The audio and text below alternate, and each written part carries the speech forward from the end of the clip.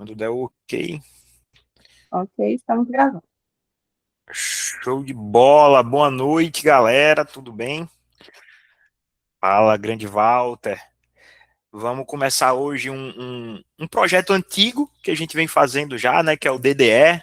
Eu brinco que é o Direto da Escola. Já dessa vez num formato diferente, né? Então, com um pouco mais de contato com as pessoas, interação aqui no Meet. E, obviamente, também streamando ali, colocando para o YouTube, para outras frentes e redes sociais. Então, muito obrigado pela oportunidade, quem está vindo aí, de estar conhecendo um pouquinho a mais, se aprofundando na Lise, nas nossas temáticas, na comunidade, né? A gente está com muita coisa legal esse ano, diversas frentes, desde comunidade no WhatsApp, materiais super ricos aí, né? Com a IA, vai além daqueles materiais lá de planilha, né? Agora a gente está evoluindo ali para coisas bem robustas. E também nessa versão mais meetup ali, com conteúdo um pouco mais rico, né? Um bate-papo bem legal e direcionado, então super feliz com esse momento.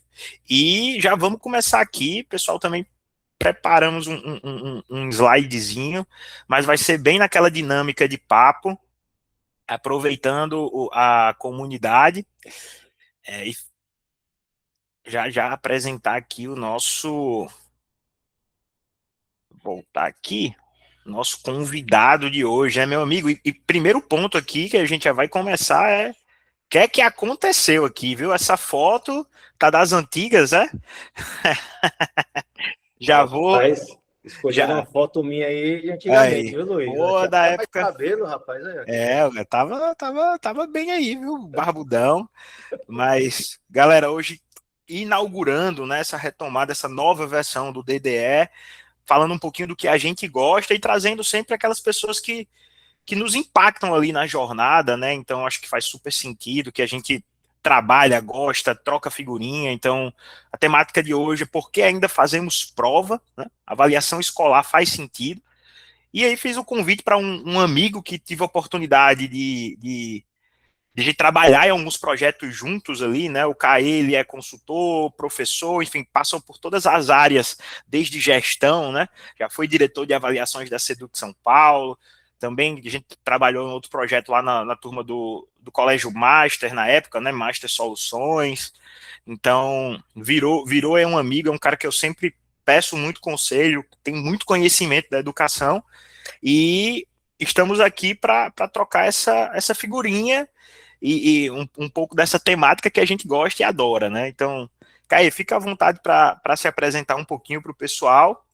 E a dinâmica aqui da tela de apresentação é só para dar dando um norte, mas eu acho que a ideia é a gente bater papo, tá?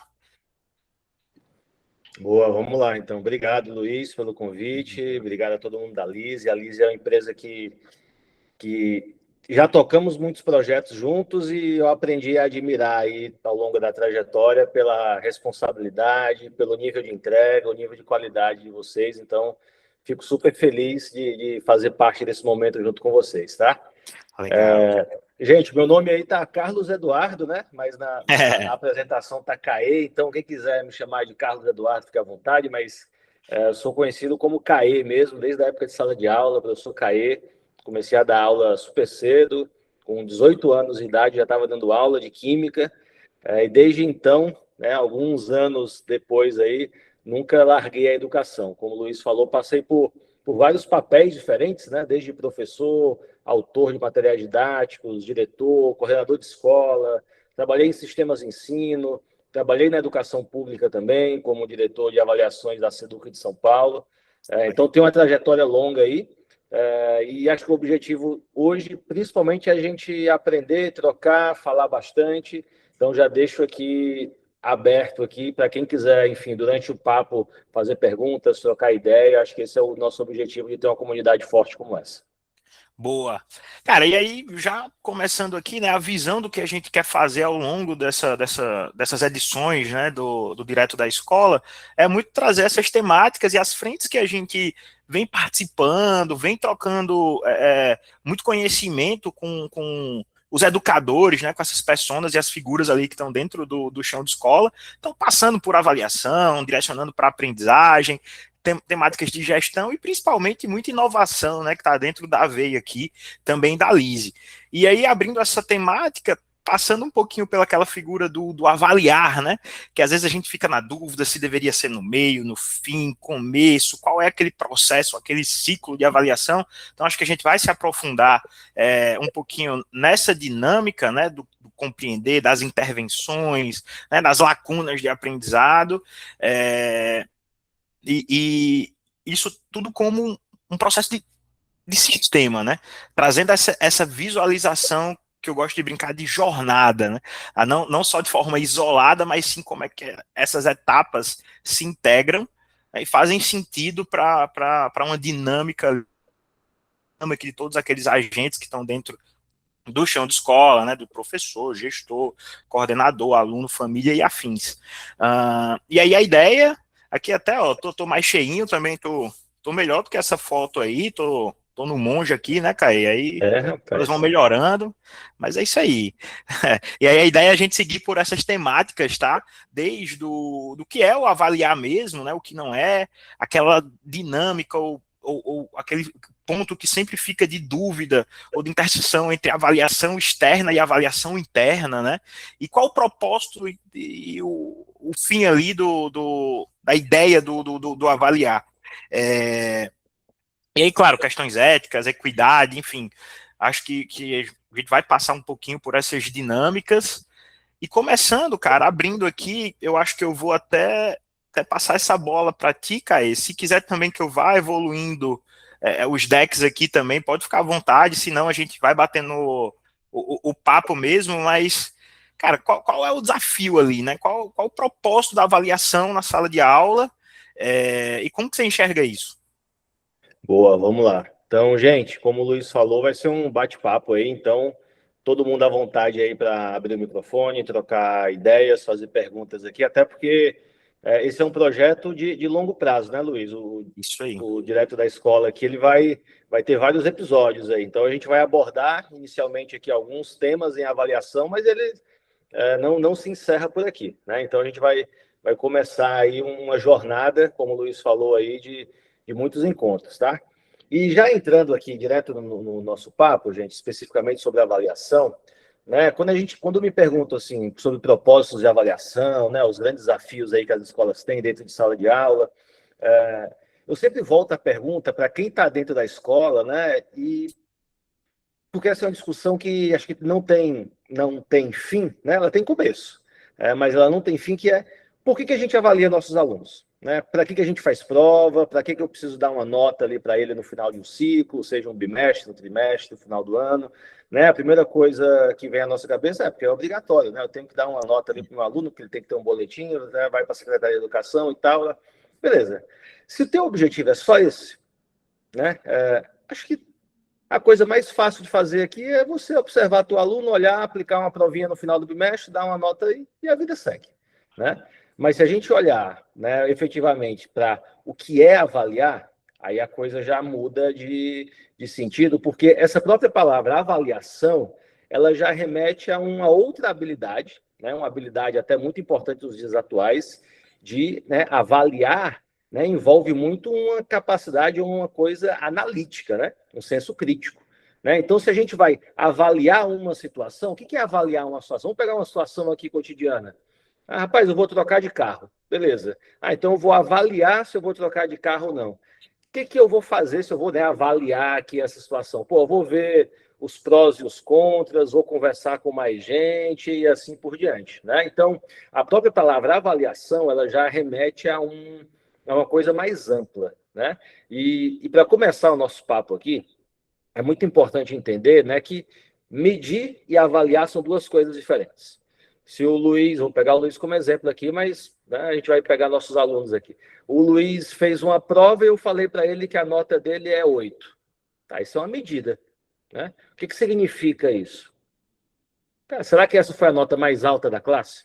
Foi a nota mais baixa da classe? Ele está na média? Não está na média? Ele tirou 8. Quais são as habilidades e conteúdos que ele pode melhorar e pode evoluir? Tá?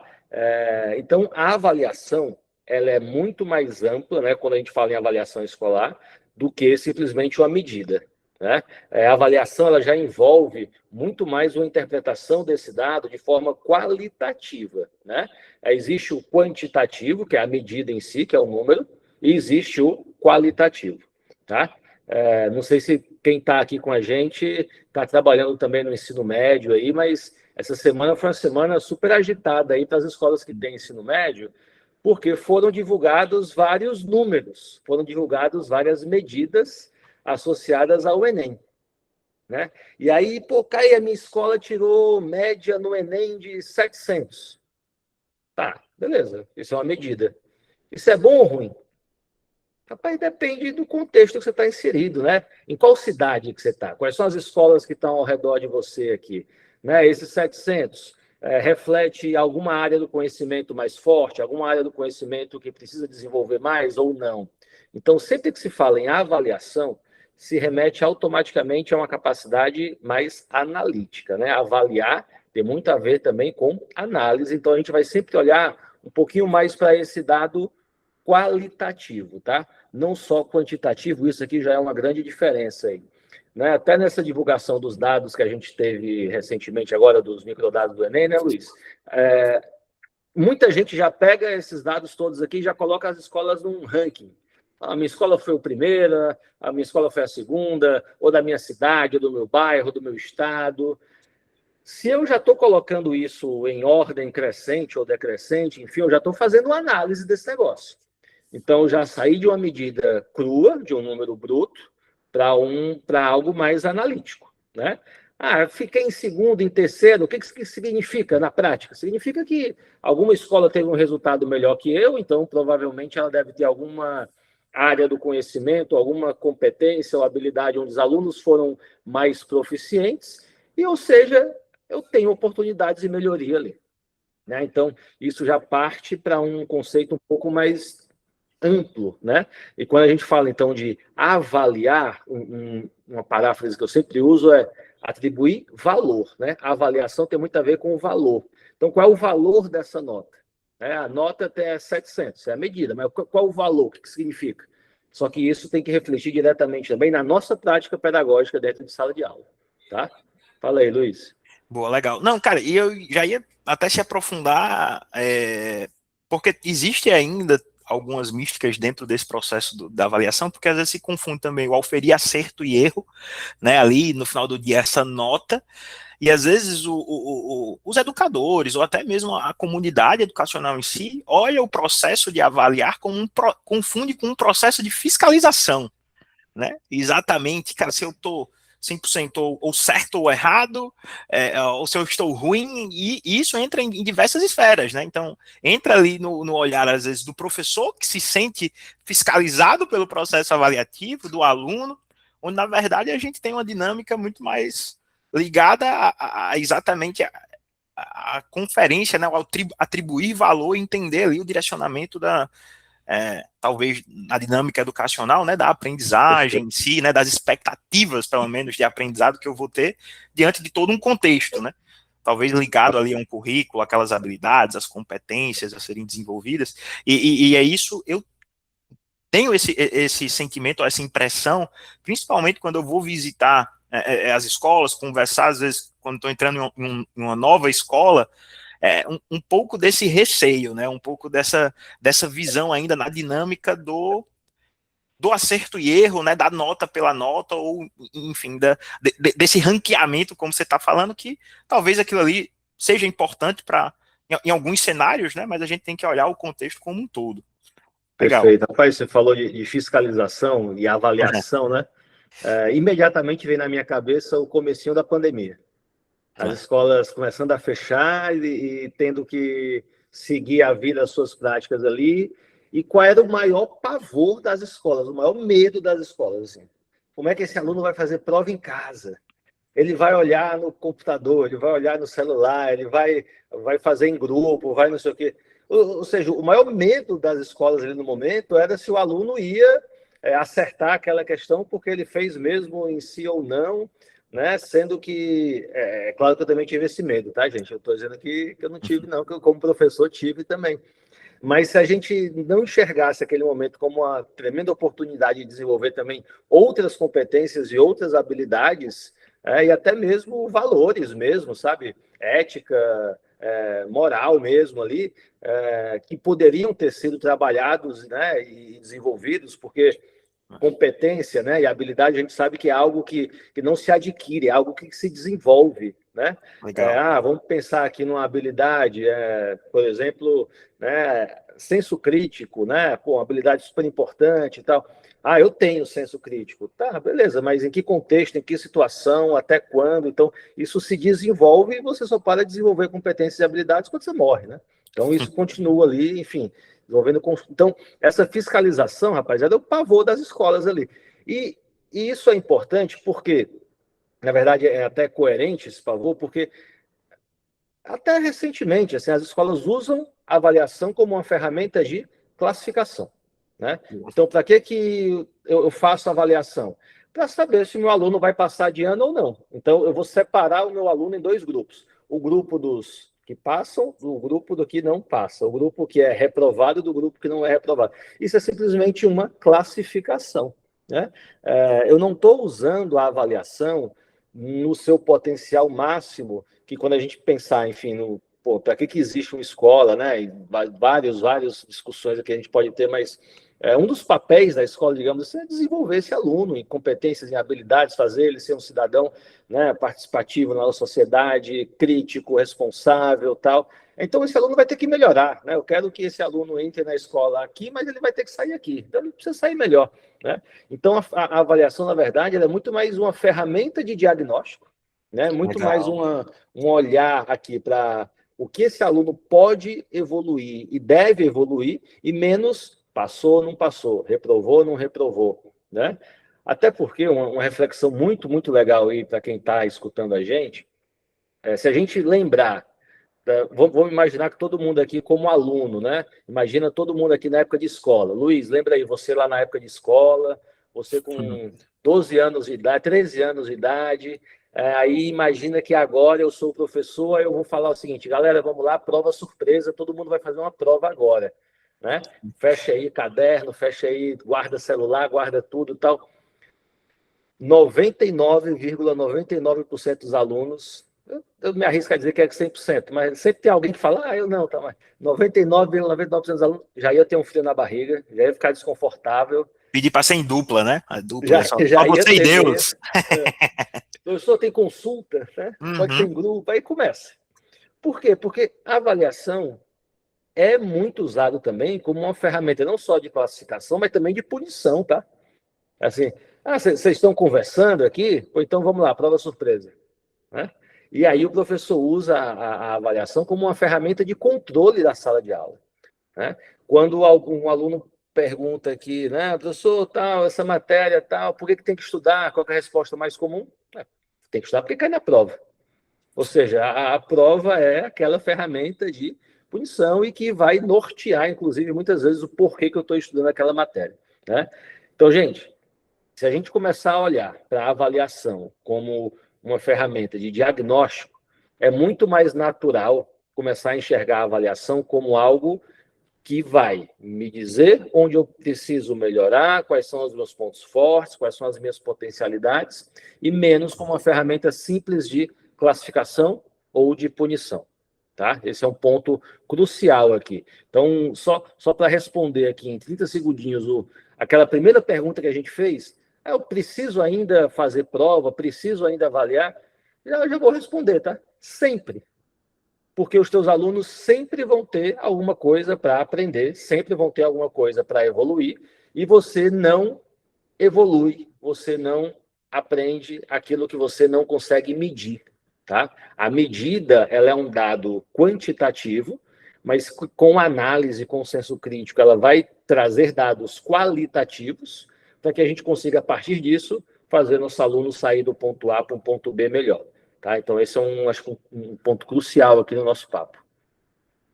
Cara, legal. E uma coisa que me veio à cabeça aqui, assim como a gente falou no início sobre a construção de narrativa, né? Você falou ali, poxa, saíram os microdados do Enem e de repente as escolas, né? Com o intuito de celebrar e de mostrar ali resultado, constrói suas narrativas. Melhor escola do meu estado, do meu bairro, enfim. A gente também pode construir narrativa para o processo de avaliação, né? E aí olhando ele para essa dinâmica de diagnosticar e não necessariamente só de classificar ou de punir, né, mas sim também com esse intuito. Eu tenho um grande colega e amigo, diretor de uma escola, que ele tem essa filosofia dentro da instituição dele, e, cara, provas lá é semanal. Né? Então o aluno ele já está habituado, ele sabe que aquilo faz parte do processo, inclusive está acostumado muito mais com a dinâmica do erro, né, e da retomada ali, do que necessariamente até mesmo da nota pela nota, ou enfim, da questão do boletim, né, mas sim nesse processo de aprendizagem, porque uma coisa que a gente vê aqui como estudiosos de avaliação, né, ou pelo menos vivendo a avaliação 100%, pode até ser polêmico que eu vou falar, mas a avaliação por si só, ela não melhora o aprendizado.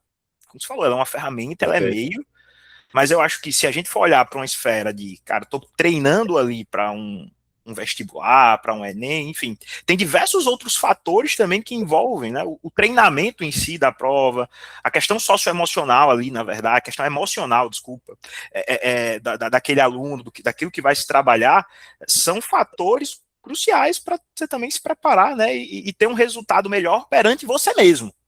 Tá? Uhum. Mas quando a gente vai no nível mais granular do negócio, de entender se eu estou desenvolvendo habilidades, de entender se eu estou gerando competências ali, né, para que me deem essas expectativas de aprendizado, aí é todo um contexto, né, e aí vai muito mais num viés de diagnóstico, e eu acho que as escolas precisam construir essas narrativas e desmistificar esse processo. Né?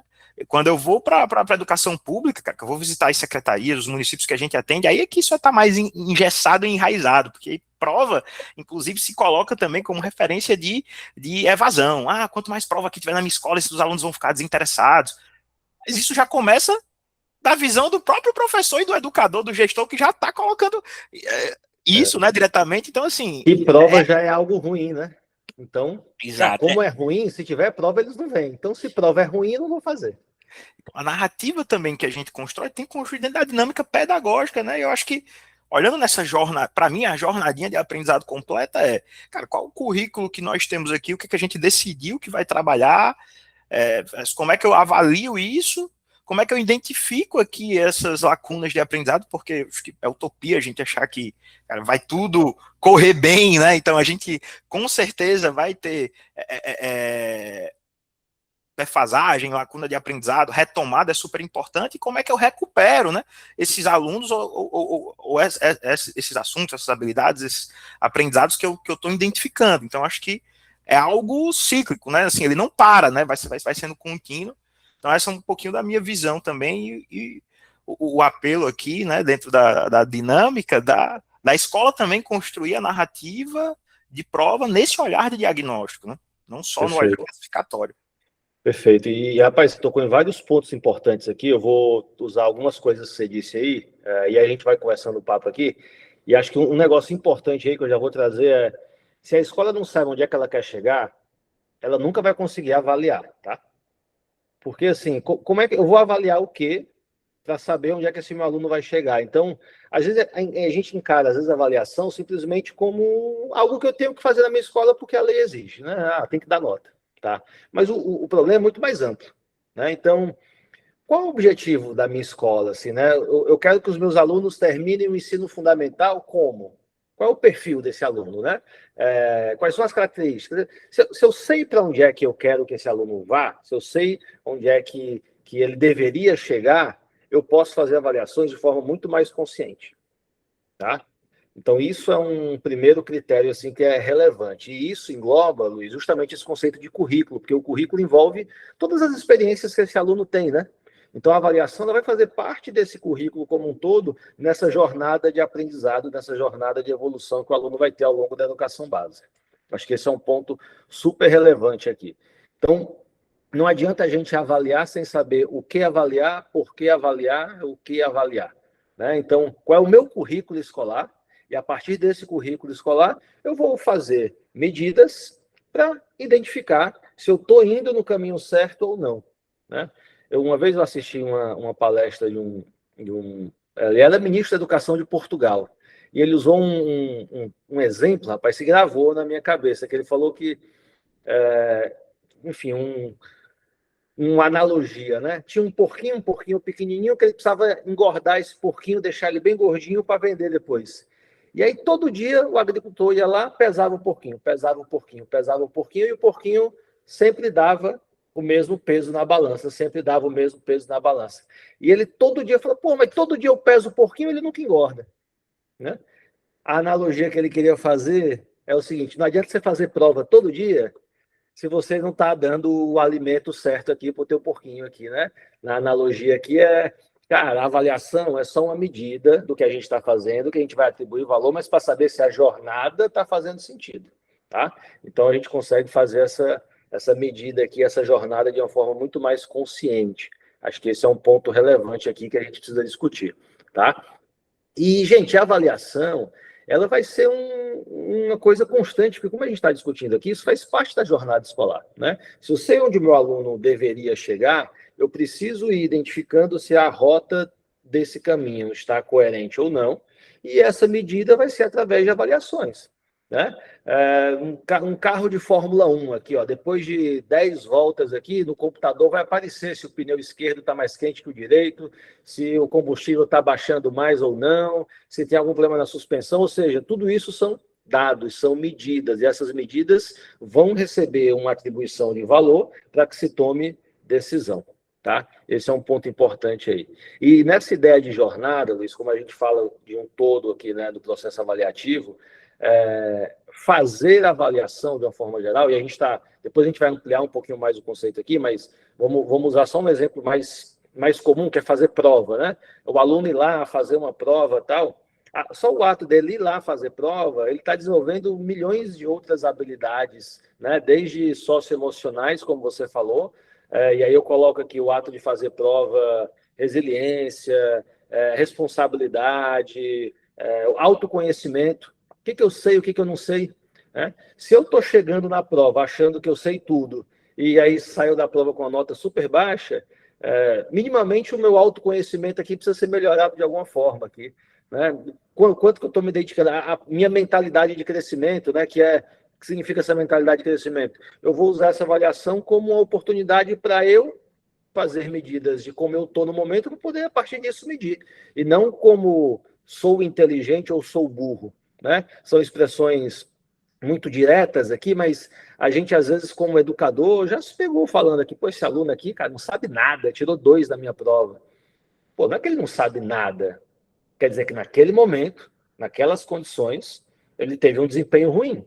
Mas a avaliação é um processo contínuo, é um processo que não tem fim, tá? Se você acha que fazer uma avaliação ou avaliar é fazer uma prova no final do bimestre, você está assim, matando o teu aluno, aqui você está perdendo oportunidades gigantes de você desenvolver novas habilidades, bem como de ter dados muito mais qualificados para fazer teu aluno evoluir.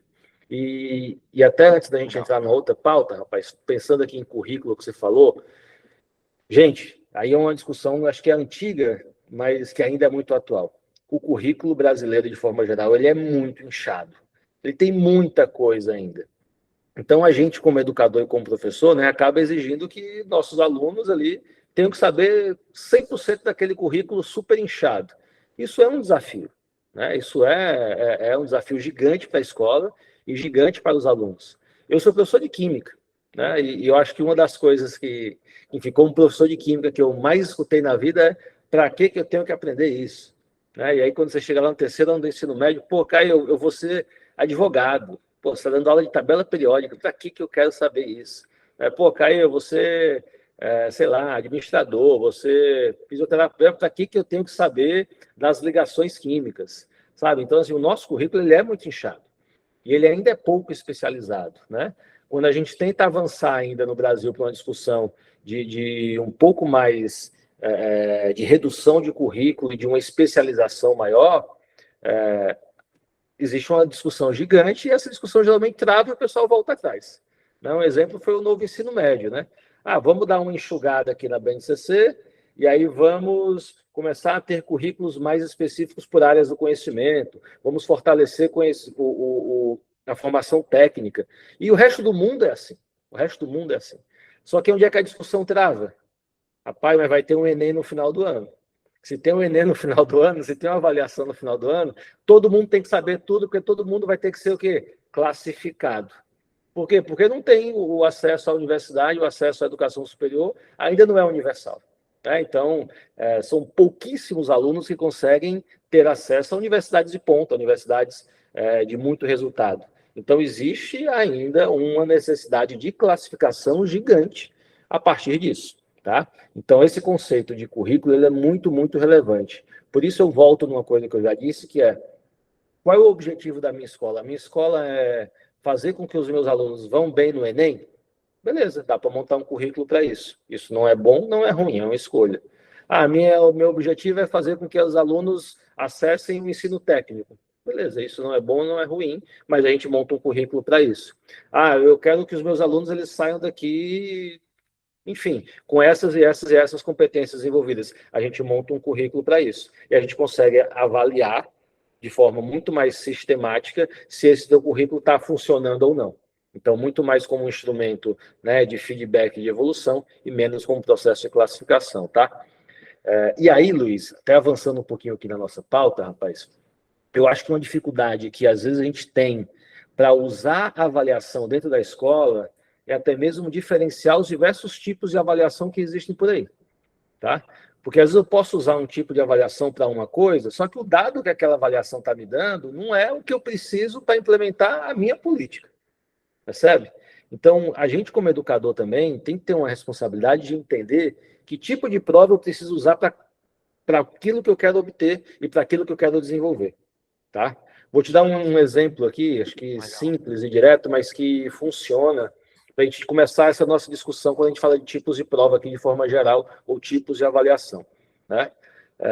Existe uma classificação bem macro, que é muito difundida aqui no Brasil, que a gente fala em avaliação interna e avaliação externa, tá? O que a gente chama de avaliação externa aqui no Brasil? Cara, avaliação externa é também uma avaliação em larga escala, né? Uma avaliação de desempenho, tá? Exemplo de avaliação externa, Enem. Enem é uma avaliação externa. Ela é feita por um agente de fora da escola, tá? O PISA é uma avaliação externa, né? O SAEB é uma avaliação externa, beleza? Todas essas avaliações externas, elas permitem que a gente tenha um olhar muito mais amplo do resultado da minha escola como um todo e coloque essa escola, né, faça comparações, ou seja, atribua valor para esse resultado dentro de um contexto, dentro de uma região, dentro de um bairro, de uma cidade, ou até mesmo do país, tá? E são justamente essas avaliações externas que são os principais instrumentos de elaboração de política pública, né? O próprio Enem surgiu lá em 98 como uma ferramenta para medir como os alunos estão terminando o ensino médio.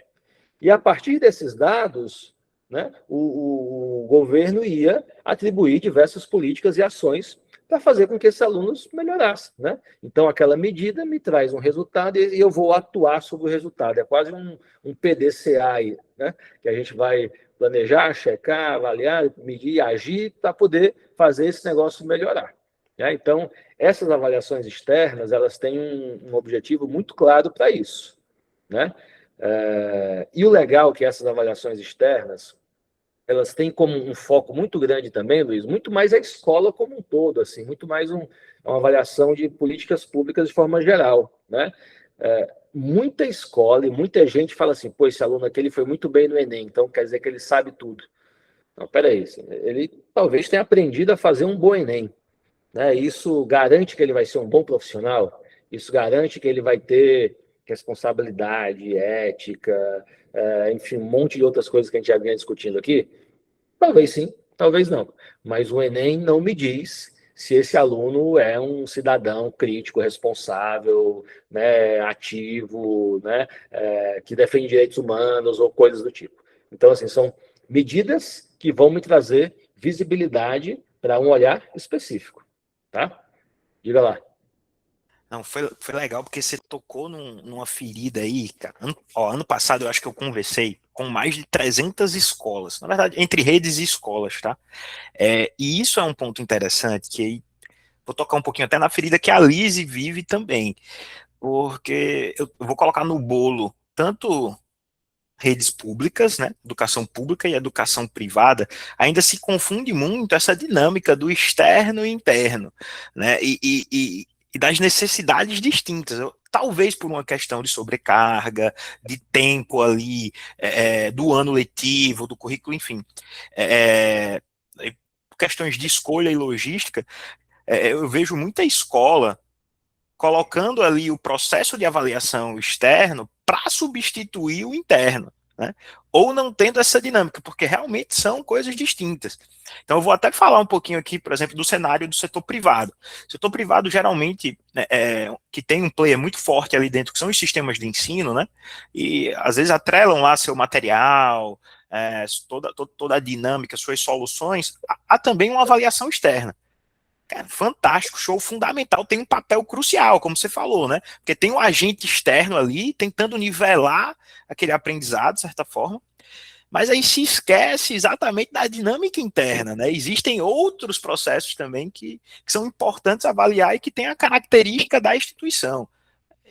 E vou para além das avaliações, até a própria recuperação, reposição, né? Enfim, tem outras dinâmicas ali que não dependem só no setor público, a mesma coisa. Às vezes tem os pactos feitos pelo governo, né? CNCA, por exemplo, e às vezes as secretarias estão ali usando a ferramenta daquela avaliação externa também para dinâmicas internas, mas, cara, queria. Você tocou numa feridinha aí que eu vivo recente, eu acho que até às vezes é objeção, quando a gente vai conversar, já tenho aqui o sistema de ensino, já tô no pacto do governo, mas aparentemente, né, são dinâmicas exatamente distintas dentro desse processo, né, e são, Perfeito. o que eu vejo é escolas de resultado e de performance, né, aí olhando agora para a classificação em si, são escolas que conseguem ter a unificação desses dois processos, né, e que eles caminhem em conjunto. Então, vou pegar aqui a escola que eu estudei, tá?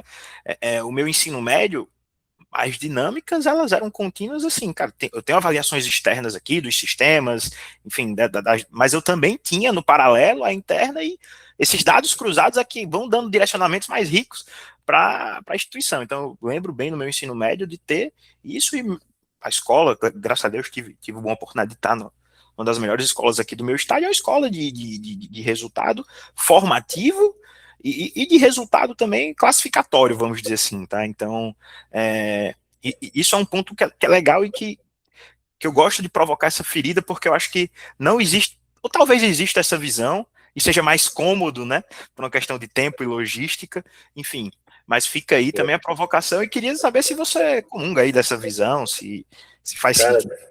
Totalmente, totalmente. E eu acho que essa é uma das coisas. Eu vou dizer assim que é uma coisa básica, porque básica no sentido de basilar, assim, de fundamental, tá? Porque isso impacta muito nas decisões que a escola vai ter de currículo, de processos, de material didático e coisas do tipo, né? Até se a gente levar para a educação pública de forma geral, né? Essas avaliações externas, elas lá na ponta vão definir até repasse de verba, por exemplo, e coisas do tipo. Então, isso é um olhar muito relevante, e é importante entender que quem faz essa avaliação externa não conhece a tua escola. Ela não sabe qual é a tua realidade, não sabe se você tem alunos com necessidades específicas ou não sabe se os teus alunos merendam na escola ou não sabe quantos alunos, enfim, têm pais separados ou não. Ele não conhece a tua dinâmica. O que a avaliação externa mede? A avaliação externa mede a aderência a um currículo geral, que a gente vai chamar aqui de BNCC, por exemplo, né? Ou um currículo de um sistema. Então, de um sistema de ensino. Né? Se você pegar um grande sistema de ensino, quando a gente olha para o particular, falando de particular, sistema de ensino como, né, o material didático ali, a avaliação que o sistema de ensino faz, ela vai te entregar se você tem uma aderência ou não ao currículo que o sistema de ensino está propondo para você. Tá? É isso. Agora, como que você vai dar a tua aula? É uma decisão completamente interna, aliada ao PPP da tua própria escola, né? E aí você tocou num ponto que é fundamental, que é o seguinte: avaliações internas e externas não tem uma mais importante que a outra. Elas têm olhares diferentes para o processo, para a jornada como um todo. A avaliação externa ela vai ter um olhar muito mais para a escola, então eu vou conseguir olhar para aquela escola e entender, rapaz, essa escola aqui ela está indo bem nessas competências, está indo mal nessa, esse município aqui precisa desenvolver mais esses pontos, aquele outro município ali já está bom nesses pontos, então eu consigo olhar para a rede, a avaliação externa tem esse objetivo.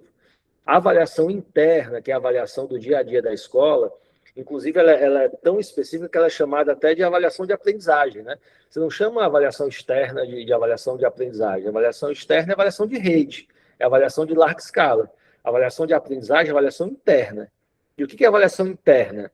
É aquela avaliação que é realizada pelo teu professor dentro da tua escola, ele elabora a prova e ele sabe o que ele deu em sala de aula. Então, ele vai cobrar aquilo que ele deu, ou aquela competência que ele fez. Então, tem um nível de liberdade, né, e autonomia muito maior. As avaliações externas, elas são muito mais padronizadas, né? Uma avaliação externa tem calendário específico, tem modelo de item, tem uma matriz de referência, toda avaliação externa tem uma matriz de referência com descritores já pré-estabelecidos. Então, o que a avaliação externa vai medir? A aderência a essa matriz, a esse currículo que eu quero, que é um currículo que, de forma geral, a gente considera como base para todo o país, por exemplo, que é uma BNCC, um SAEB e tal. Pô, gente, mas olha o nome, né? Uma provocação importante, Luiz. O que significa BNCC? Né? É a base. Base, cara, o nome já está te dizendo aí. Né? A BNCC é a base, é o que você tem que dar para todo mundo, é o que você vai desenvolver com todo mundo, mas tua escola pode ir muito além disso. E a partir do momento que ela vai além disso, cada escola pode fazer algo diferente. Então, eu não consigo fazer uma avaliação externa para além da BNCC, porque eu não sei o que ninguém deu aqui em cada escola, percebe?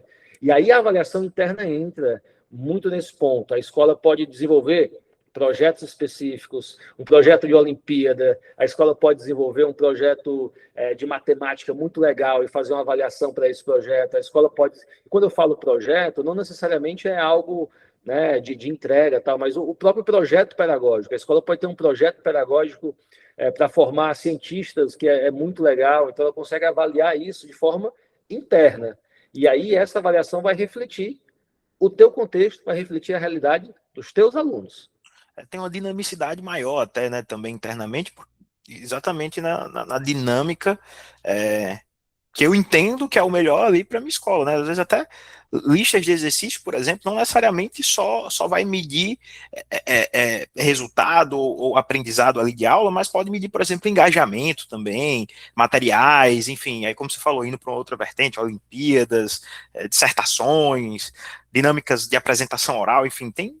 Aí às vezes a gente fica tão enviesado, engessado ali, né, no processo tradicional, né, e vai se confundindo. E a externa geralmente tem uma metodologia mais padrão, né? A mais comum, acho que é a TRI, que todo mundo conhece, né? Que ela às vezes não é só usada para o Enem, né? Mas para o SAEB também, com escalas distintas, né? Porque é exatamente esse intuito de base, de nivelamento, né? Então, as duas são fundamentais, e é o que eu olho, né? Quando eu quero olhar para um colégio formador e de resultado, né? E classificador, gostei dessa nova palavra aqui, vou usar também. Eu tô olhando sempre para as duas andando em conjunto, cara. Legal. É isso mesmo. E até trazendo um exemplo prático disso, rapaz, a gente pode imaginar, quando estava em São Paulo, né, uma avaliação externa muito importante do governo do estado é o SARESP, né, o que é o Sistema de Avaliação de Rendimento Escolar do Estado de São Paulo.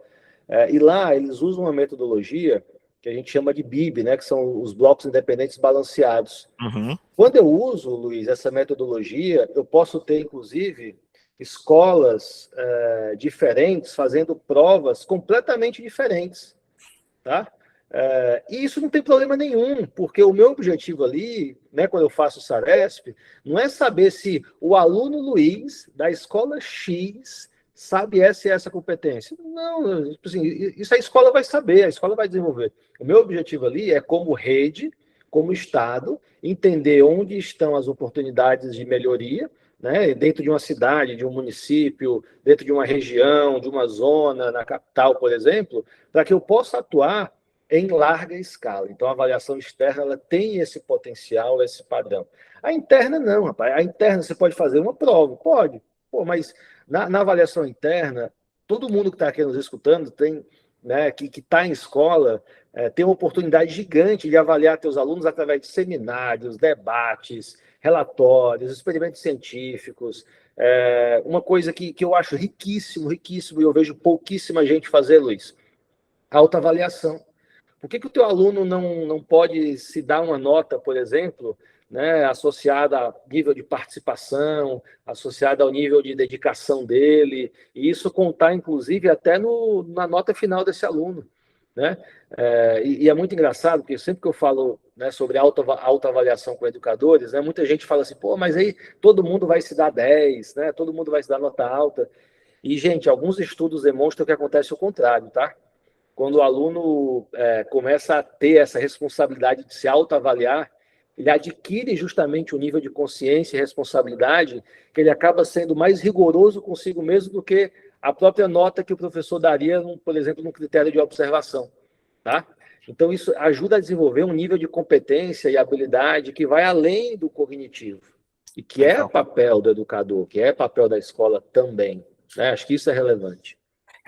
E uma coisa que você me lembrou aqui na época que a gente estava trabalhando junto lá na Seduc foi o ponto do não olhar, a prova não apontar que aluno XPTO tirou 200 por exemplo, no nível de proficiência da TRI, mas sim aquele conjunto ali de oportunidades, como você falou, quais os planos de ações eu vou fazer naquilo. Então, às vezes, eu não gosto nem de olhar pro abaixo do básico, né, pro insuficiente, pro básico. Eu gosto muito mais de olhar pro grupo de plano de ações que eu preciso fazer, né? Então, muito para aquele aluno abaixo do básico ali, cara, e isso eu acho que nas duas vertentes, né? Tanto na externa quanto na interna. Que geralmente eu gosto de alunos que estão abaixo do básico recuperar, alunos ali no básico reforçar, alunos que estão num nível maior aprofundar, né? E também aqueles alunos avançados o desafiar, né? Porque às vezes a gente olha tanto para avaliação para identificar sempre aquelas lacunas, aqueles que estão ali no plano de ação muito mais em recuperar e reforçar, e esquece desses outros dois, né, do aprofundar e do desafiar, porque também são dinâmicas super importantes. Aquele aluno ele precisa ser estimulado, né? Então, fica aí também uma dica que eu sempre gostei de trabalhar, é muito mais olhando para o plano de ação em si, né? Não só apontar ali a nota ou aquele indicador específico. Cara, isso é muito legal. Vou fazer até um relato pessoal rápido aqui. Tá Quando bom. eu estava na escola, eu era aluno de alto rendimento, assim, né? Fazia as Olimpíadas e tal. Aí fui campeão brasileiro da Olimpíada de Química, participei de Olimpíadas Internacionais de Química e tal. E na escola eu era obrigado a assistir aula de Química junto com todos os outros alunos, assim. Rapaz, era desesperador para mim ficar naquele lugar lá. Porque o que o professor estava dando, para mim, já era algo que eu tinha estudado assim há 3 anos atrás, por conta própria, porque eu gostava de ler e tal, não sei o quê. Até o momento que a escola começou a me dar oportunidades de ir além e de poder estudar algo diferente. E só fluiu. Isso me motivou de um jeito absurdo, assim. Então, olhar para pessoas diferentes, com necessidades diferentes, é potencializar resultados. Tá? Então, acho que isso é muito, muito legal aí de puxar. Cara, legal. E olha, a gente tá já chegando naqueles momentos finais ali, o negócio avançou bem, coisa boa. Acho que foi um conteúdo bem rico, mas tem uma pauta que ficou pendente aqui para a gente também trabalhar e eu acho que se aprofundar, que é essa visão da ética, né, da responsabilidade desse processo de prova, de avaliar, enfim, inclusive entrando também na ideia da equidade, né? Então, queria que você trouxesse um pouco dessa visão para a gente fechar aqueles 4 compromissos assumidos ali no início, da gente perpassar e falar um pouquinho dessas dinâmicas. Boa, vamos lá. De forma bem ampla aqui, a avaliação ela vai ter esse papel também classificatório, mas não só classificatório, como a gente discutiu no nosso primeiro papo aqui, né? No começo do nosso papo, tá? Pensando dessa forma, a gente olhar a avaliação como essa ferramenta de diagnóstico, né? Para que eu vou utilizar a avaliação no meu dia a dia prático como professor? Para tomar decisão. Eu vou decidir quem vai recuperar, quem precisa aprofundar, né? Eu vou decidir quem vai participar da recuperação ou não. Então, eu estou o tempo todo tomando decisões a partir disso, tá? E essas decisões, acho que esse é um ponto muito relevante, gente, a avaliação impacta muito a vida dos nossos alunos, muito a vida da nossa família, e das famílias de forma geral, e muito a vida da escola, né? Você reter um aluno de ano, esse aluno que não passou de ano, por exemplo, é uma das maiores formas de você potencializar o abandono escolar, né? Então, olha que interessante. Acho que todo mundo aqui já escutou alguma piadinha do tipo, aquela escola não reprova mais ninguém, todo mundo passa. Ou então, nossa, lá agora as escolas públicas não reprovam mais ninguém, todo mundo passa, né? Mas ninguém parou para discutir que a reprovação, muitas vezes, é o maior fator de abandono escolar que existe hoje, tá?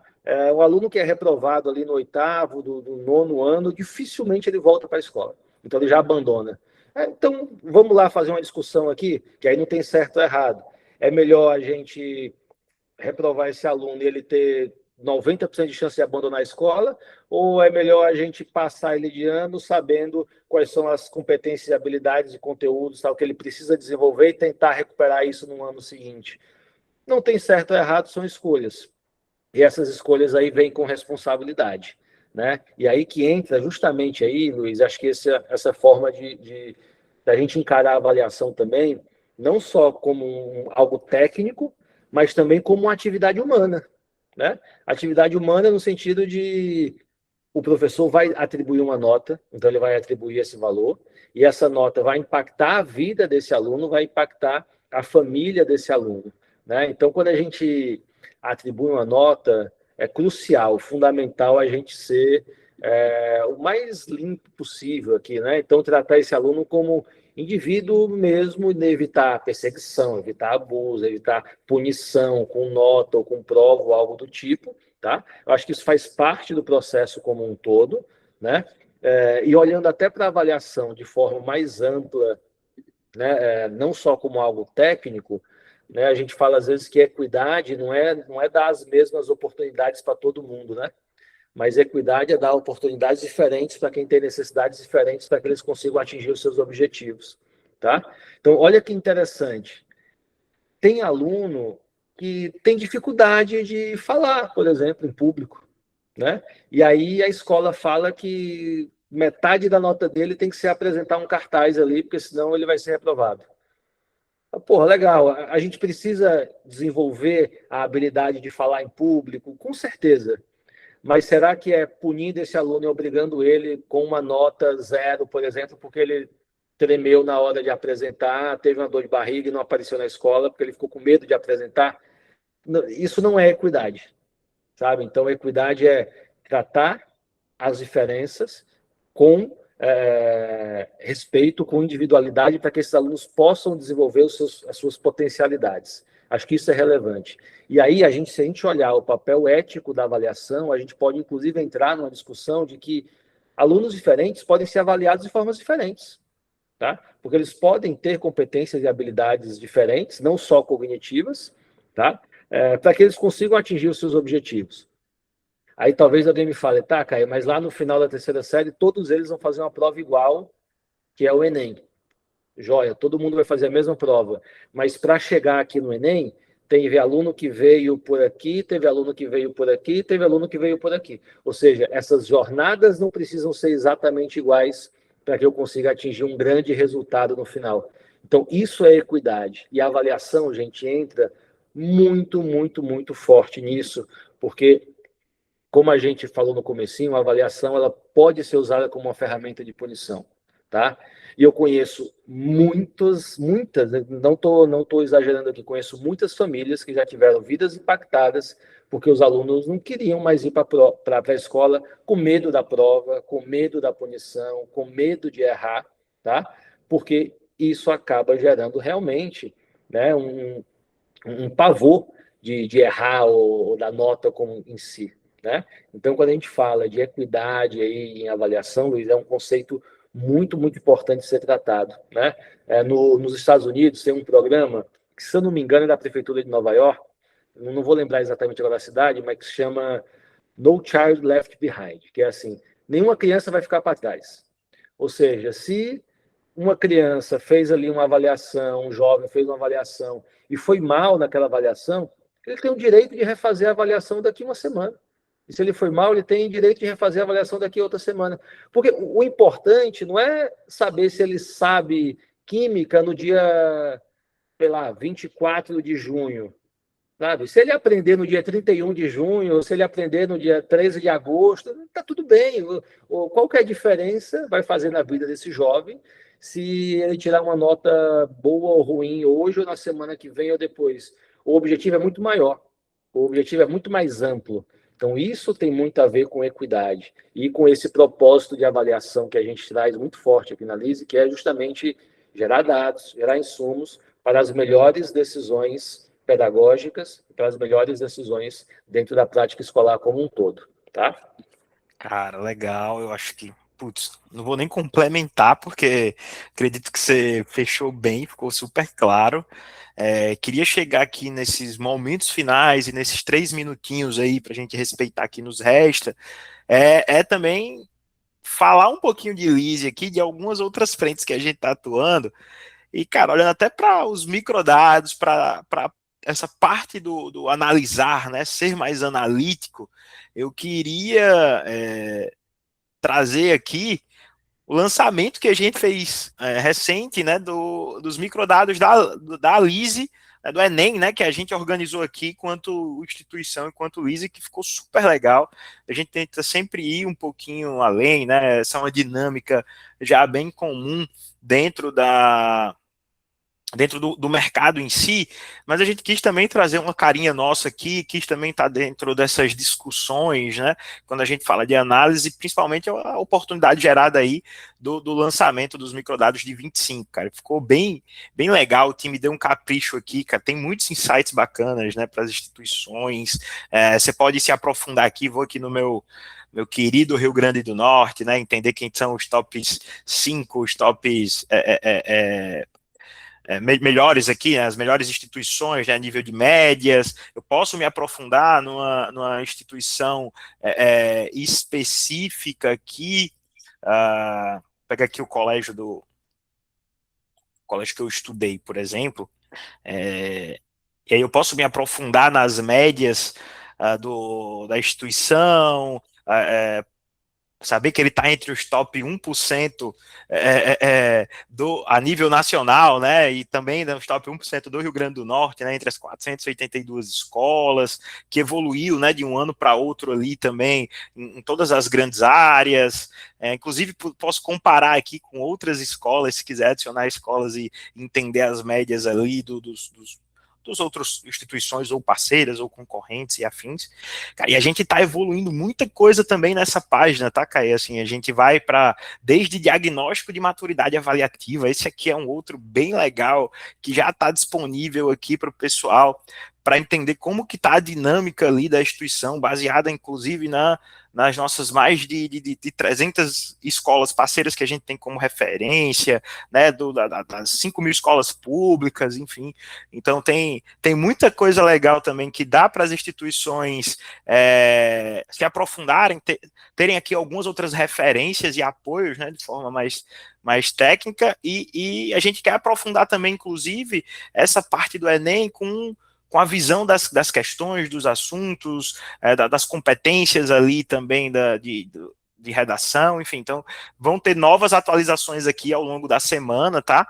E então faço o convite para você, educador, professor, gestor, enfim, gratuito. Tudo que vai vir nessas versões aqui vão ser gratuitas, tá? O intuito é a gente fomentar a educação e, claro, se posicionar como autoridade também. A gente se dedica bastante todo dia para estar sempre evoluindo, inovando. Então, tudo que vai vir aqui desses materiais vão ser gratuitos aí para a comunidade, incluindo o último pedido aqui, que é a nossa mais recente comunidade no WhatsApp ali. O Caê vai estar lá também, junto, né, trocando figurinha. A gente vai colocar, por exemplo, esse slide aqui dessa pauta lá à disposição para a galera. Então, convido todo mundo que está tanto aqui, né, na live ao vivo, no Meet, na verdade, né? Quanto também quem está que também está ao vivo, mas no YouTube, nas outras redes sociais, fiquem à vontade, tá? Para entrar no Educadores Fora da Curva. E a ideia é para a gente estar lá com dinâmicas ali do chão de escola também, trazendo outras temáticas, mas mais em tempo real, mais síncrono, né? Para ficar todo mundo por dentro do que a gente vem discutindo e debatendo. E, cara, queria agradecer bastante aí a sua participação, fico feliz, porque quando vai lá para o YouTube, que fica gravado, aí tem as carinhas lá, cara, eu acho legal, porque são sempre pessoas da jornada ali, amigos. Então tá lá o PQ, que a gente já fez uma live no passado, tá o Luan, que estava no Santa Mônica, agora tá no Inspira, tá o Antônio do Tamandaré, cara, e agora super feliz que você vai estar também junto ali, né, dentro daquelas carinhas ali de pessoas que a gente vai, para além do trabalho, para além da educação, mas com certeza fazendo amizade. Então, quero agradecer demais essa oportunidade, esse conteúdo super rico que você proporcionou aí para a nossa comunidade, e fica aí as últimas palavras à sua disposição, tá, meu amigo? Boa, eu que agradeço, Luiz. Já fiquei super animado com a ferramenta aí, rapaz, do Enem, que é uma super oportunidade da escola olhar ali quais são os pontos que ela pode desenvolver, né? Melhorar. É isso. Né? É muito menos assim, nossa, fui reprovado, né? Imagina a escola olhar ali para a nota dela, tô reprovado, né? Meu pai vai brigar comigo. Não, encara aquilo ali como uma oportunidade de identificar, né, pontos de melhoria, onde é que você está forte, continua, evolui. E se a gente começar a encarar a avaliação dessa forma aqui, eu acho que a gente vai conseguir avançar em muito na qualidade da educação do Brasil. Falo, acho que de forma geral aqui, né, e com certa propriedade, que a avaliação é o principal norteador para a tomada de decisão dentro da escola. Né? Se a gente toma decisão da escola, por exemplo, de currículo, número de aulas, né, grade horária, conteúdo, tal, sem dado essa tomada de decisão, tem uma chance muito grande de ser uma tomada de decisão que vai impactar de forma não positiva a tua escola. Então, acho que se a gente começar a usar a avaliação como essa ferramenta para obtenção de dados válidos, relevantes para a tomada de decisão, a educação de forma geral no Brasil vai dar um salto de qualidade incrível, e eu conto com todo mundo que está aqui nos escutando para isso. Agradeço demais aí o convite, fico à disposição aí para quem quiser conversar, trocar uma ideia, sempre bom falar sobre isso com todo mundo que está aqui. Show! Então, cola lá na comunidade do WhatsApp, que você vai estar lá à disposição também para todos esses educadores trocarem figurinhas. Valeu, galera, boa noite, obrigado, e até o próximo DDS, se Deus quiser. Valeu. Valeu, tchau, tchau.